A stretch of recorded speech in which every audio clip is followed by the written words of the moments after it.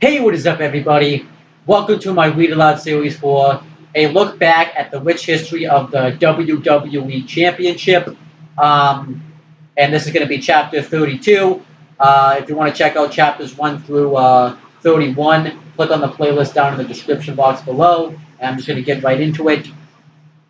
Um, so this chapter starts on page 261 and then ends on page 264, so this isn't a very long chapter. It's called One Wild Night.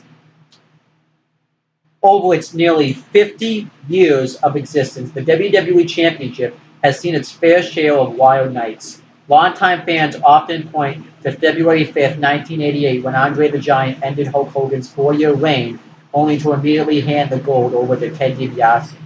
5 years later, on April 4th, 1993, Hulk still was involved in another shocker when he defeated Yokozuna for the title just minutes after the oversized superstar won it from Bret Hart. More recently, Mr. McMahon became the first non-full-time competitor to stake claim to the title when he beat Triple H on September 16, 1999. All of these moments certainly represent the most unpredictable of periods for the WWE Championship, but none, however, were as wild as October 7th, 2007, the night the title changed hands three times. 5 days after stripping John Cena of the WWE Championship, Mr. McMahon stood in the middle of the ring at the start of No Mercy, prepared to make history. By the power vested in me, as the creator of all things WWE, allow me, ladies and gentlemen, to introduce you to the new WWE Champion, Randy Orton. Um, the WWE Champion handed Orton the title as fireworks exploded. The smug superstar held his new prize high, despite the fact that he had done nothing to earn it. And here's the picture with Randy Orton, the new WWE Champion. 3 years earlier, Orton became the World Heavyweight Champion when he emerged victorious from the main event of SummerSlam 2004. I don't remember who he fought in SummerSlam 2004, so I really couldn't tell you. Like the WWE likes to forget too. The new champ admits to being so awed by the magnitude of the situation that he spent hours in the locker room just staring at the title. The next thing I knew, the building was empty and I didn't have a ride, says Orton. I needed security to drive me back home to the hotel. This time around, the Viper didn't have any opportunity to miss his ride.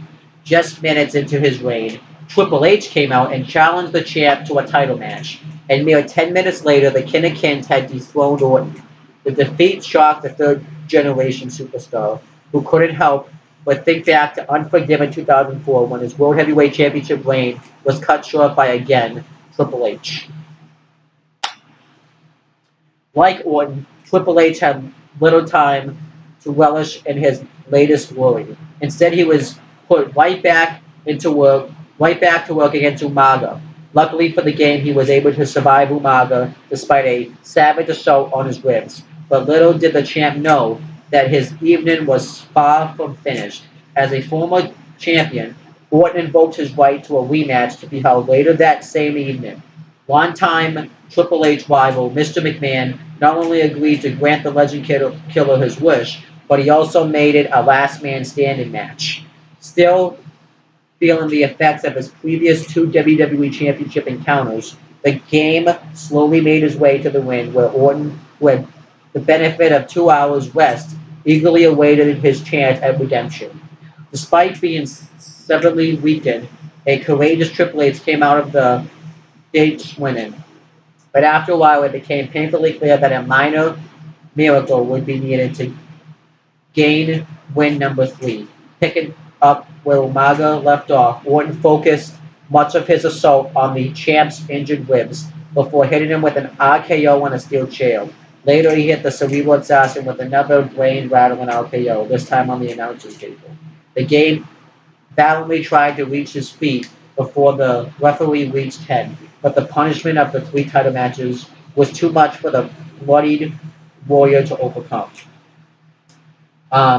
No Mercy closed with the same image it had opened with. Randy Orton as WWE Champion. In between, however, was 3 hours of pure war over the WWE's most coveted prize. And here's a picture of Randy Orton with the WWE Championship. And that's pretty much the end of the chapter. Not a very long chapter. I still don't know if it was a good idea to have the WWE Championship change hands 3 times. Actually, well, it didn't. It changed hands. Yeah, it changed hands 3 times in one night actually, because Randy Orton was awarded the title. Triple H won it from Orton, and then Randy Orton won it from Triple H. Obviously, their hands were tied though because John Cena had gotten hurt, so they needed to do something.